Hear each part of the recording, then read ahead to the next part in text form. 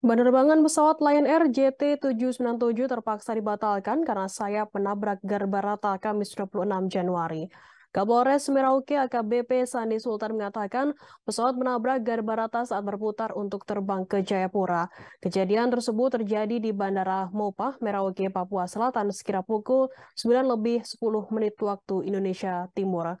Sebanyak 126 penumpang batal terbang dan ditunda keberangkatannya hingga Jumat 27 Januari. Sandi mengatakan kondisi pesawat pada sisi sayap sebelah kanan mengalami keretakan, sementara bagian atas Garbarata mengalami kerusakan akibat dihantam sayap kanan pesawat. Sandi mengatakan penyebab kecelakaan tersebut karena human error atau kurang hati-hatinya pilot pesawat. Dari keterangan seorang penumpang, dirinya tidak mendengarkan bunyi saat pesawat menabrak Garbarata. Namun ada penumpang yang duduk di kursi belakang yang mengetahui saat sayap pesawat menabrak Garbarata.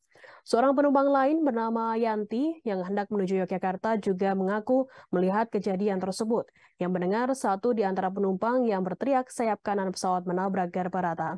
Sementara itu, seusai kejadian tersebut, Sat Narkoba Polres Merauke langsung melakukan tes urin terhadap 7 kru pesawat Lion Air JT797.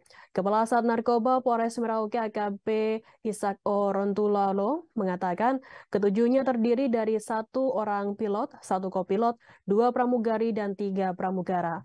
Ishak mengatakan pihaknya telah melakukan tes urin sebanyak 2 kali dan hasilnya negatif. Hasil menunjukkan ketujuh kru pesawat tidak konsumsi alkohol dan juga narkotika. Sementara itu, seorang penumpang bernama Rangga mengatakan dirinya harus menunggu keberangkatan esok pagi.